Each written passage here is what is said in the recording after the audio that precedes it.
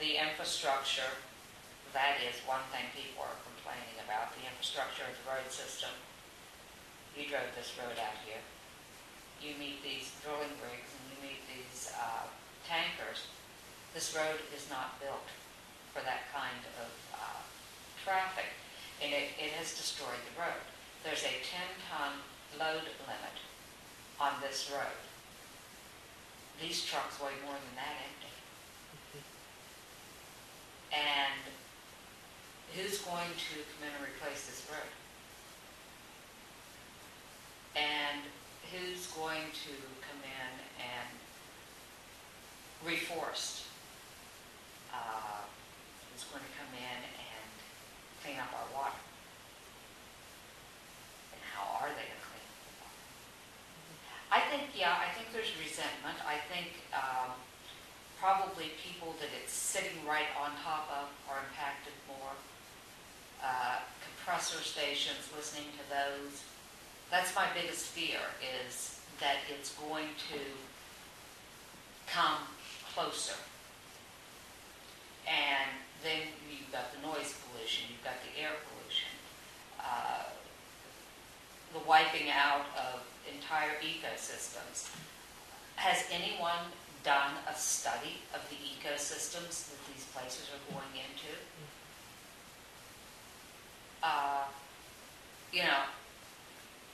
You take a square of land that's a foot by foot by foot, square foot, and it has its own ecosystem. Now you're spreading this out over acres and acres and acres. What are they wiping out? Does anyone know? Does anyone care? That's my big thing. Does anyone even care? Mm-hmm.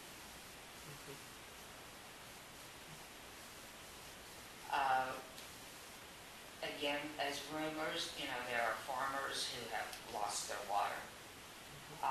There are people that are showing signs of illness.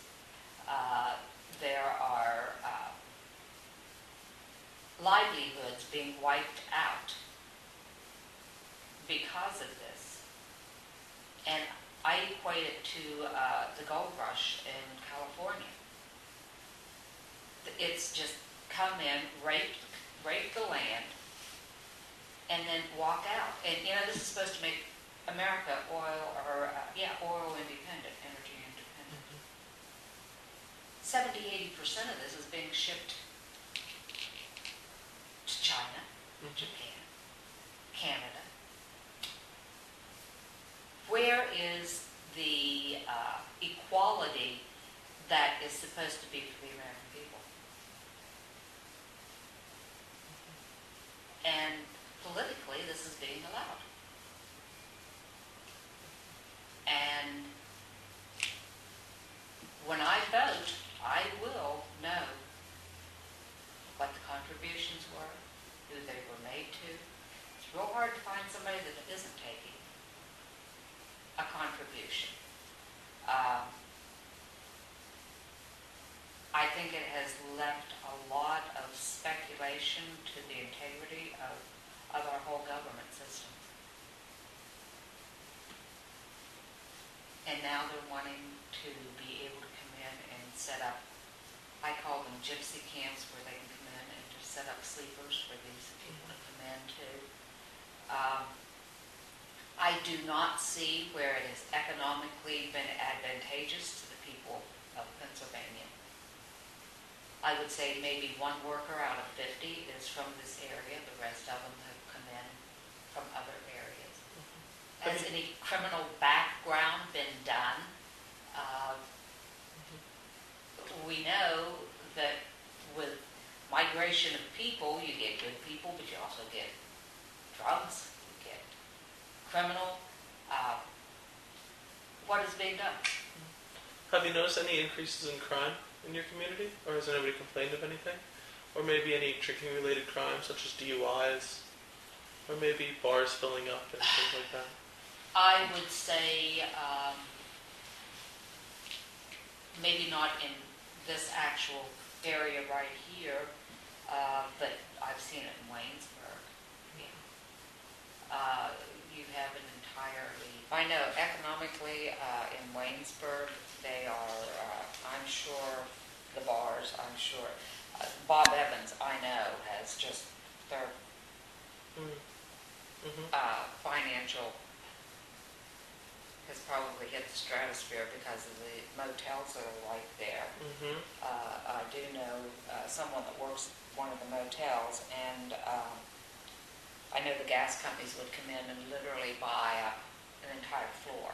And for the people that were coming in. I've been to several meetings. The people that are inflamed are extremely inflamed.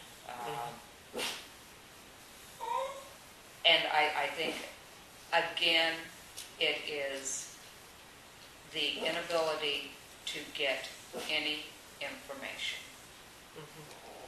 And again, I will say, I think that inability to get information is politically oriented. I know no other industry that can use or inject chemicals that are proprietary, that no one knows what they are. How does this happen? I don't know how, and they say they're proprietary because we have better ways of getting it than anybody else. That should not have anything to do with it. The factor should be, what are the chemicals? What effect are they going to have on the environment, on the water, on the air? And what gives these people the right to come in and destroy something that I don't feel I own? I'm just a keeper of this land till it passes on. I don't own the air. I don't own underground. So what gives them the right to come in and rape and pillage a whole area with no control, no consequences? These people are going to pick up and they're going to move on. Be it 10 years from now, be it 100 years from now. What's going to be left? You talked about not being able to get any answers, not being able to get any response. Who are you looking for a response from?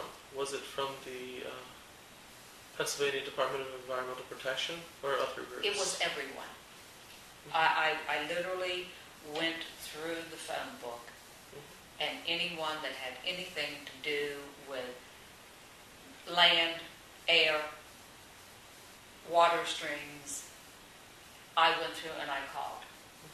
And it was always, well, we'll get back to you, which they never did, or that you need to call somebody else. And I have had some really heated arguments with the DEP, and they finally gave me a number that I could call direct into Washington to speak to someone, because we had called several times prior to the fish kill of what was going on.